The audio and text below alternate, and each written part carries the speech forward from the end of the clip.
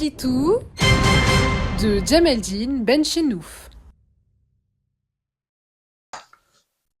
Salam alaikum, Azulflaoun, bonsoir.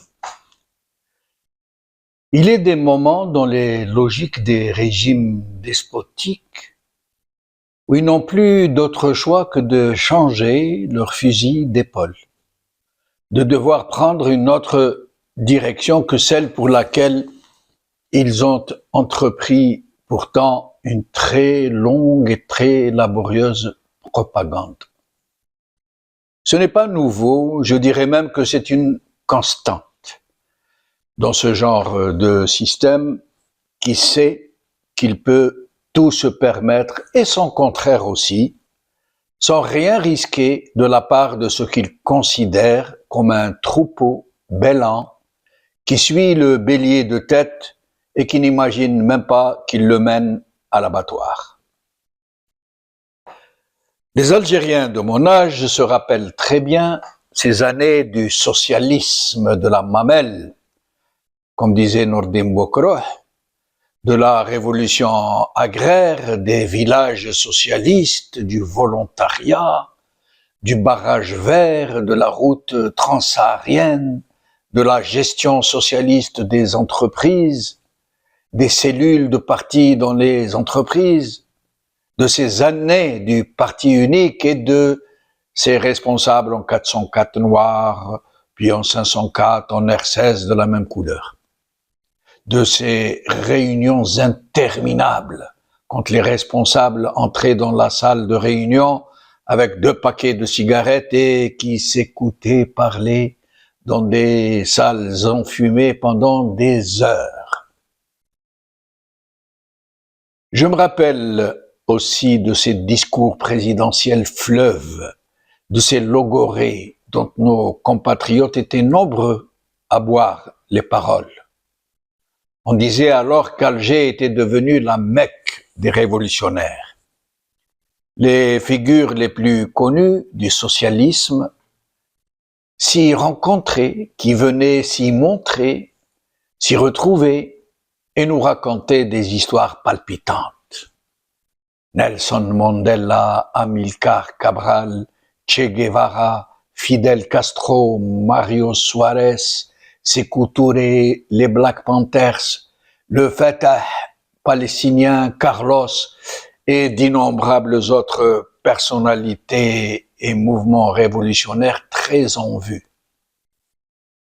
Alger accueillit le festival panafricain et de nombreux événements internationaux de gauche. Myriam Makeba nous faisait danser. Mohamed Lamari et Rabah Driassa chantaient les prouesses du socialisme algérien.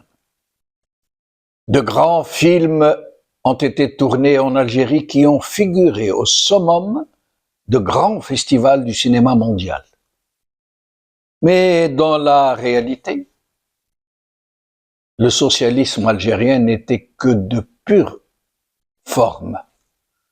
Avec des coopératives pour les officiers supérieurs de l'armée et les apparatchiks du FLN et des relais du régime, qui regorgeaient de tout, pendant que le petit peuple rêvait d'un frigo, d'une télé, d'une machine à laver. Vache grasse pour les uns, vache maigre pour les autres. Le régime avait érigé toutes les façades Potemkine qu'il lui fallait pour faire une illusion et qui avait réussi à tromper tout le monde et surtout à embrigader des étudiants et des militants sincères qui se disaient de gauche. Lorsqu'il fallut au régime de passer à autre chose, parce que le socialisme et les slogans révolutionnaires de pacotille n'étaient plus à la mode, qui n'étaient plus rentables, alors le régime a entrepris sans état d'âme de retourner sa veste, du jour au lendemain, mais en y allant doucement. Il lui fallait faire passer la pilule aux masses hébétées et aux apparatchiks qui avaient fini par y croire eux-mêmes.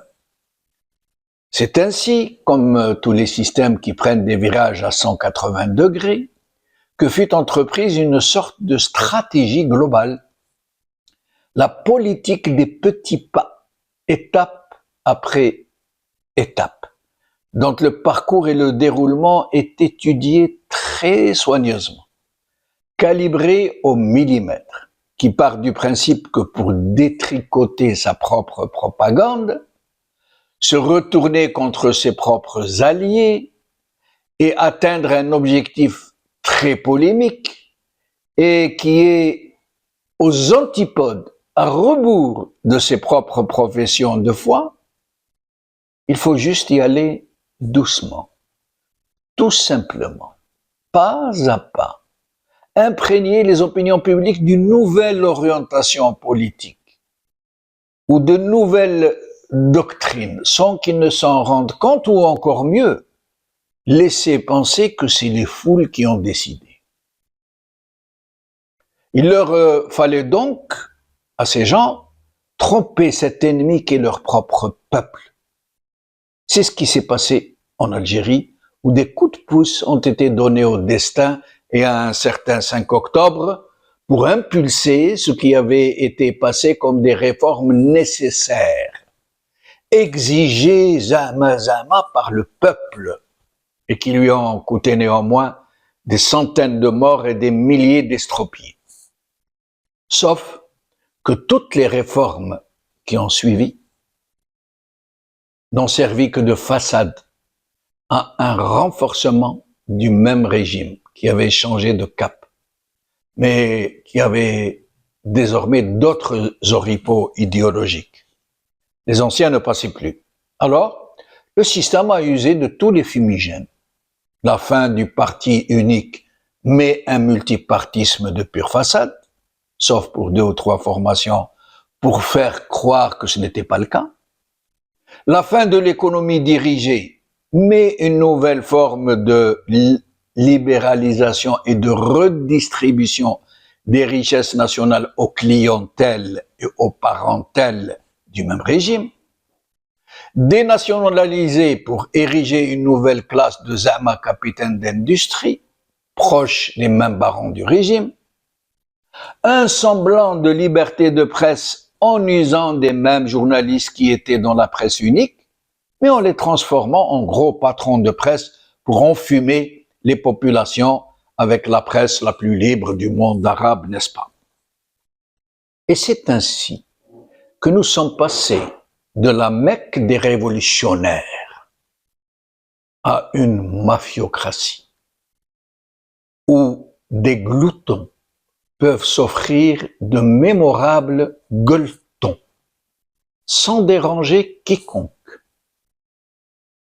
Aujourd'hui, parce que des sommations très claires ont été envoyées au même régime par les donneurs d'ordre, les donneurs planétaires d'ordre, il a entrepris, ce régime, il a entrepris dardard de rentrer dans le rang.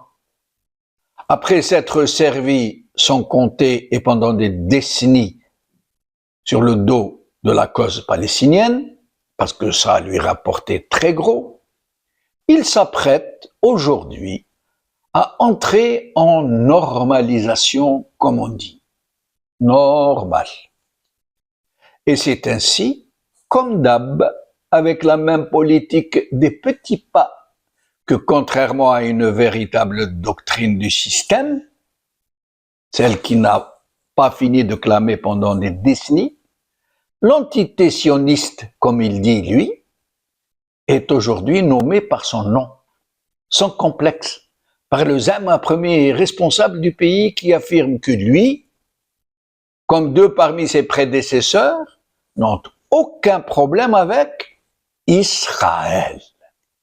Et que l'Algérie normalisera ses relations avec Israël aussitôt qu'un État palestinien sera reconnu.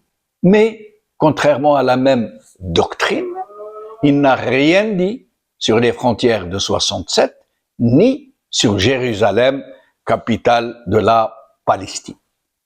Le même Tebboune s'est même fait l'avocat du président américain en affirmant que celui-ci, M. Trump, avait été mal compris et qu'il ne déporterait jamais les populations palestiniennes. Jamais. Voilà ce qu'est la politique des petits pas pour faire gober la nouvelle donne. Sauf qu'en l'occurrence, on voit très bien que ça va très vite et que très vite, nous allons avoir de très grosses nouvelles. Petit pas, d'accord, mais rien n'empêche qu'il se fasse au pas de course.